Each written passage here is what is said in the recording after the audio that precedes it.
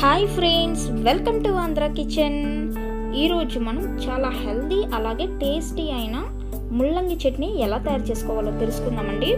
ఇది దోశలోకి రైస్లోకి కూడా చాలా బాగుంటుంది. మనం ఎక్కువగా ముల్లంగి అంటే సాంబార్లోనే వేసుకుంటాము. అలా కాకుండా ఈసారి ముల్లంగితో చట్నీ ట్రై చేయండి. ముల్లంగిని ఇలా చిన్న చిన్న చక్రాల్లా కట్ చేసుకొని స్టవ్ ఆన్ చేసుకొని బాండీలో కొంచెం నూనె వేసుకొని పచ్చిపప్పు, మినప్పప్పు, జీలకర్ర వేసుకొని కొంచెం సేపు వేపుకోవాలండి. ముల్లంగి చాలా హెల్తీ ఫుడ్ అండి. ఎంత అంటే మన కిడ్నీ ఇన్ఫెక్షన్స్ అయినా అలాగే కిడ్నీలో రాళ్ళు ఏర్పడిన యూరిన్ ఇన్ఫెక్షన్ అయినా ముల్లంగి ద్వారా అవన్నీ తగ్గిపోతాయి. కిడ్నీలో రాళ్ళు అయితే అసలు పడిపోతాయండి. అలాగే మనం ఇప్పుడు ఎండుమిర్చి వేసుకొని ముల్లంగి వేసుకుంటున్నాము. ముల్లంగిని కూడా కొంచెం సేపు వేపుకుంటున్నాము. ఎవరైతే కిడ్నీ స్టోన్స్తో బాధపడతారో వాళ్ళు వేపకుండా డైరెక్ట్గా మిక్సీలో వేసేసేయండి. కొబ్బరి పలుకులు, చింతపండు, కొత్తిమీర వేసుకొని మనం వీటిని వేపుకొని చల్లార్చుకొని మిక్సీ పట్టుకోవాలి. 4 వెల్లుల్లి రెబ్బలు వేసుకున్నాము.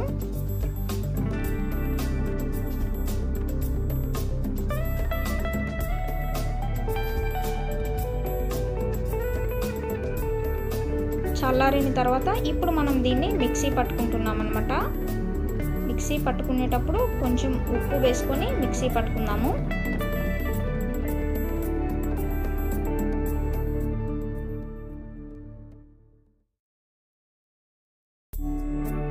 ఇప్పుడు మనం ముల్లంగి చట్నీ కోసం తాలింపు పెట్టుకుంటున్నామండి. తాలింపు గింజలు, ఎండుమిర్చి, కరివేపాకు అలాగే ఇంగువ వేసుకొని తాలింపు పెట్టుకోవాలి.